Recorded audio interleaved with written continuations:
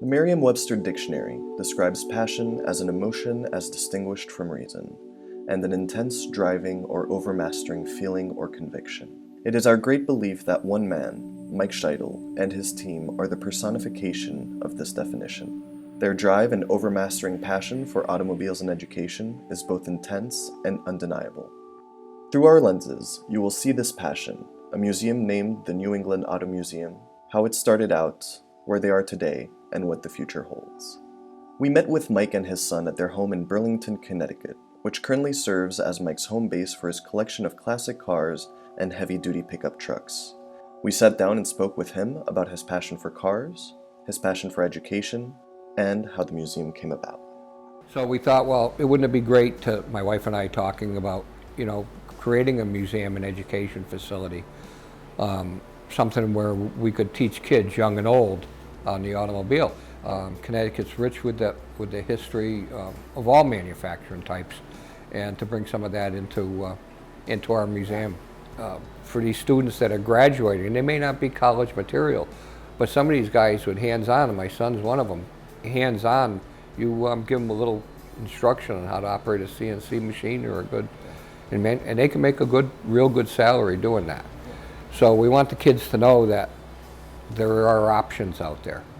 What we're teaching with the kids at Norwalk Public School System is we're taking 8th graders who are going into 9th grade this fall to give them an idea of an alternate pathway, that maybe this is what and it was their option to join the class in the summer.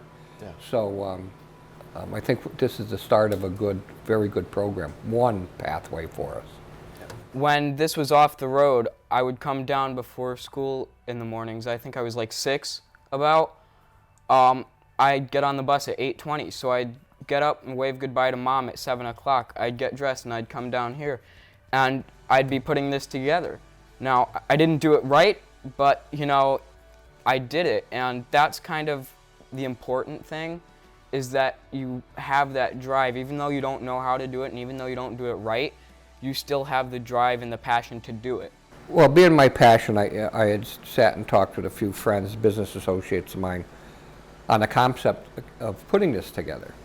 And then my wife and I, who happens to be vice president of the museum, we went out and did some competitive analysis and came up with this idea of what we wanted. We wrote a business plan. We talked to our business partners. So we went ahead and on May 7th of 2007, we incorporated the New England Auto Museum. I see myself probably staying within the museum. I don't see myself playing a very major role, but definitely, whether it's on the advisory board or on the director's board, I definitely see myself involved. My dad talks about always having your own dreams. Well, one of my dreams is to have my own automotive shop. So I think I'd be busy with that, but I'd also want to save time for stuff closer to home, stuff like the museum that's been in our family ever since I can remember. So the next step is really to get those doors open. Yeah. Once we get the doors open, we're going to see more support than I think that we can envision now. We have a good idea of some of the stuff that's going to go in there, and we're making arrangements to do that when the time comes. I think this is going to grow quickly. I think we're going to work hard to do it, but I think it's going to grow quickly, and I think in 10 years, you're going to see, I think we're all going to be amazed at how we did, As interns of the museum, we volunteered to help for the 4th annual Father's Day Car Show. The car show is the current main feature of the museum, as there is no physical location yet, even though plans to open up are in great progress.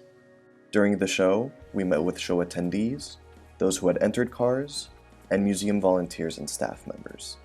So this year, it almost seems like it's cyclic, but this year the weather was perfect from the get-go. We had somewhere around 160 cars.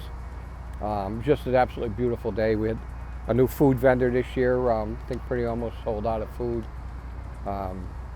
Just everything, all the planets were aligned, let's say, for a great day. It just made sense for the museum to hold a fundraising car show. Being a nonprofit, some of the businesses can make tax-deductible donations to us to operate the show. So it just made sense to have a car show associated with the museum. Most museums do have. So we have a lot of people out there taking notes, so to speak. We ask them, and we'll over the next course of the next couple of weeks or a month or so, we'll hit up a lot of these people and say, what do you think? What could have we done different or better, or, you know? And we'll listen to those people to see how we can refine this.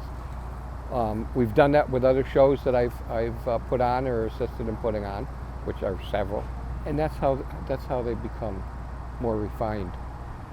It's all attitude, I guess, you know, because we will accept anything, and just because your car isn't the prettiest, doesn't have the best paint job, that doesn't mean we like it any less. You know, it might interest other people. It might interest other people, and you know, obviously, if this guy over here can buy a Packard for $500,000, and I can buy an old Ford for a couple thousand, you know, it's still the same. We know a lot of the people that come to this show already, but I think in the future, we'll see how it plays out, whether we keep it here or we move the location. But I think this show will prove to be somewhere in the 150 to 250 car range pretty consistently. You know, so everybody can have a good time. It's not a lot too much work for a lot. And I'll tell you that this year, with the 5 interns, that took off a sizable load off of the rest of us. You know, the old saying, many hands makes light work. Still going to be a lot of work, but the more hands to do it, the easier it becomes. So we're very, very thankful for you guys to do that. I will tell you that this being the first year we've done this program, I've learned as much, I think, as maybe the interns have. We've had to work together collaboratively for the success of the show. It's a boring day if you don't learn something, so I think we equally all learn together. We also met with Dean Miller, treasurer of the board. His insight on classic and modern cars, pure passion for the subject, and deep insight on the museum further gave us a view of what it means to be a member of the New England Auto Museum. And it was really Mike's vision and passion that he had for probably 10, 15 years that's really becoming a lot closer to reality today, and that is exciting. It was really kind of, we'll call it a virtue museum for the last 3 or 4 years.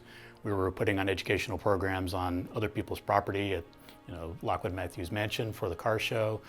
We're using some other facilities for films and speaker series, which is great, but you really want to have a home that you can have to show the cars and have people come visit you instead of kind of having people try to find you and understand what the agenda is for that day. As Mike states it, there comes a time to move on and find the next generation.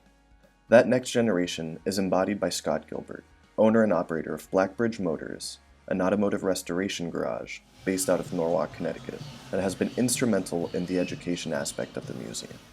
He is also the interim CEO and president of the museum, taking where Mike is leading off and ensuring a bright future for the museum. So when we got involved with Michael, you know, there's a lot of synergies naturally just being involved in the cars that we are and the periods that we're involved in. There's a lot of natural synergies there. And, you know, we started talking about how we can better help get the museum from a theory and idea to actual, you know, brick and mortar location and start to get this up and running in the Fairfield County area. We also met with Roger Garbo, who was on the advisory board for the museum.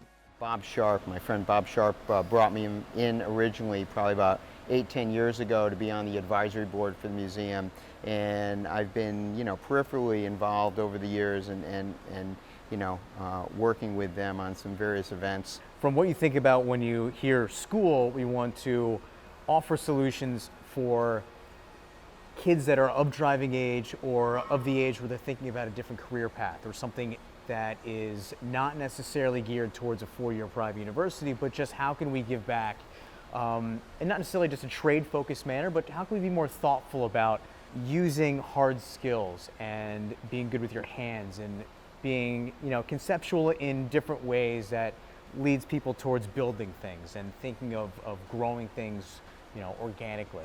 How can we give them an avenue and an option to find ways to help society, help themselves, and at the end of the day, you know, help the automobile industry? Teaching people basic skills, how to turn a wrench. There's a lot of people who don't know what to do, how to basically, you know, repair something, remove something, fix something. Those are skills, whether they're going to work on cars or not, those are skills they're going to carry with them for the rest of their lives. These are important skills to make them self-reliant, where they get in a situation and they have to fix something in their home or they're out somewhere and, you know, like, hey, I know how to do that, or if I don't, I'm going to be able to figure it out because I know here's how you remove this and here's how you replace that. And it's just, you know, basic life skills. I think you have to be careful about blindly following a passion. You have to marry that with the ability to be effective. You know, the one thing, if I had to give somebody advice, it's not just saying, well, I like this, I'm going to do it. I think you really want to be able to marry the two. I want to be very passionate about it. I want to learn about it. I want to be forced to, you know, educate myself on it. I want to be consuming of what's going on in the industry or whatever, you know, you're involved in. But I also want to be able to make sure that I also have a skill set that makes it valuable. You need to be the best you can possibly be because there's too much mediocrity in the world. People are not going to go and trust you or give their business to you if you're average. You want to stand out, you want to be the best you can. So I say, great, follow your passion, but dig deep, work hard, because at the end of the day, that's what's going to separate you from everybody else. When one is endowed with a great passion and surrounded by people of equal passion, many great things can be accomplished. The New England Auto Museum is not just a place for fine automobiles and automotive-themed education. The New England Auto Museum is a place where one can sense what passion for cars truly means.